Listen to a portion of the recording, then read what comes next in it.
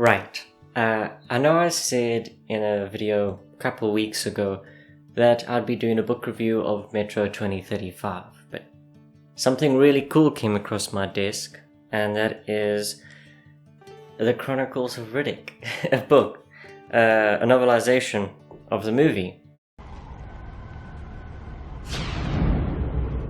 Riddick.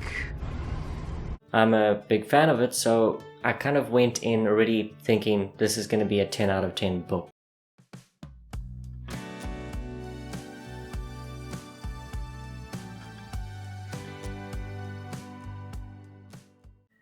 Now, The Chronicles of Riddick is a novelization of the movie, as I said earlier, written by Alan Dean Foster, who's well known for writing novelizations of different sci-fi movies.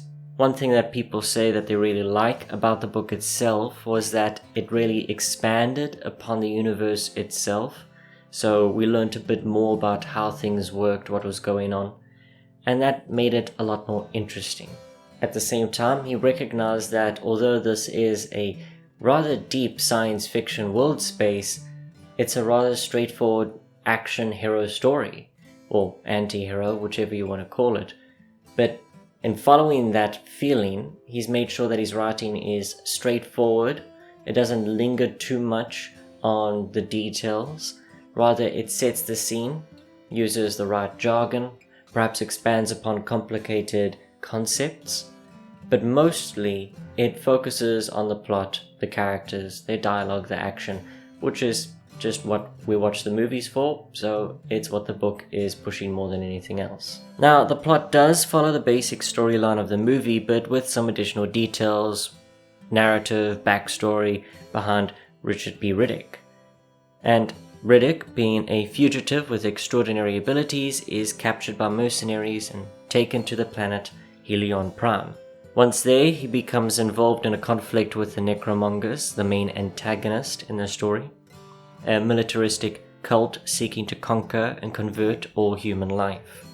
Just like in the movie, it does touch upon Riddick's backstory, the fact that he is an alien race, which goes on to explain why he's such a capable fighter, but also why he had a knack for escape, and it really just props up Riddick a bit more by adding depth to his background. So if you've seen the film, you won't find anything that truly stands out in the novel as something different, but you'll still enjoy it just as much because it does capture that feeling that the Chronicles of Riddick introduced to the Riddick franchise. I'll quite happily say though, when it comes to the characters in these movies, you have these characters who act intimidating or have a sense of presence that makes them cool and interesting. And at the same time, they still form a connection and play their part. They still win and they still lose. The characters themselves are always facing life or death situations, especially when the Necromongers rock up, because it's all about conquest, taking lives, enlisting new Necromongers. It's the whole antagonist like an infection spreading through the universe. With the stakes so high for everybody involved in the story, they always try to put their best foot forward, and sometimes they are found lacking.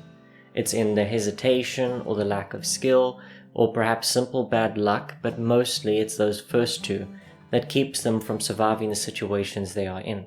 The character of Riddick is incredibly capable, so many of the situations he faces don't actually hold him back for that long.